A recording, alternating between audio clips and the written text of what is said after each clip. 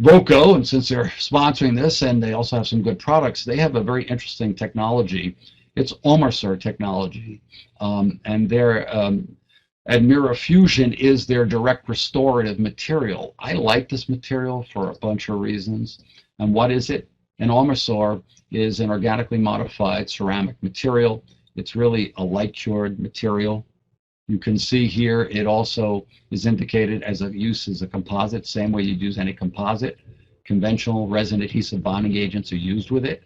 It contains no classic monomers, so bisphenol, not an issue for people concerned about that. It's very biocompatible.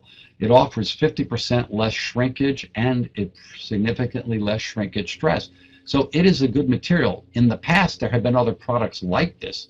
When you think about it, we had Supreme, which was Supreme LS, but the Supreme LS actually didn't handle very well. Somebody asked the question, do you have to place a flowable under a packable? You know what? I am not a huge fan of flowables. I think flowables are overused. I think they're overused because we were sold a bill of goods by speakers when they first came out. I'm always been a fan of resin-modified glass ionomers. You know, when you think about it, if you're placing a flowable under a packable composite, you're placing it because of the modulus. The packables are maybe a little bit stiffer.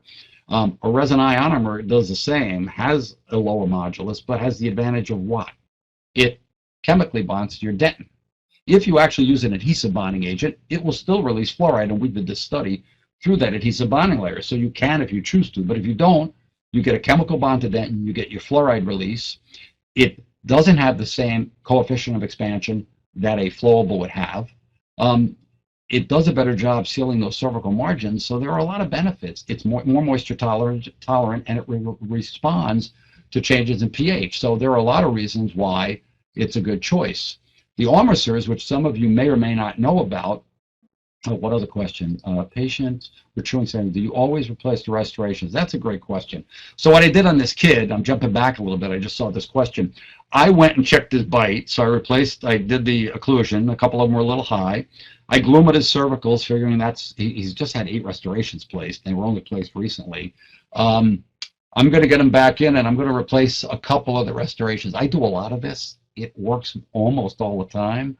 When I replace them, I often put an RMGI under them, but when you replace the restoration, you got to prep back into dentin, because remember, that's where the problem is. So I've got to prep into dentin, and then I've got to replace, either re-adhere my adhesive bonding agent and do it better than the person did before me. Could put an RMGI, which sometimes is a safety valve, if you want to call it that. Idiot-proofs my restoration.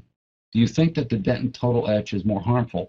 You know, it's a great question. I do believe, and I actually tend to use a selective etch. I think that in our studies, and again, I'm not showing you a lot of this stuff, our studies showed that the selective etch worked very well, but that the self-etchers were fine on dentin. It was the enamel that was a problem. So if you're using a product, you know, Futurabond, or you're using Universal Bond from 3M, if you'd give me an enamel etch and you were to use the self-etcher on dentin, you'd be fine. Theoretically, you would have less sensitivity.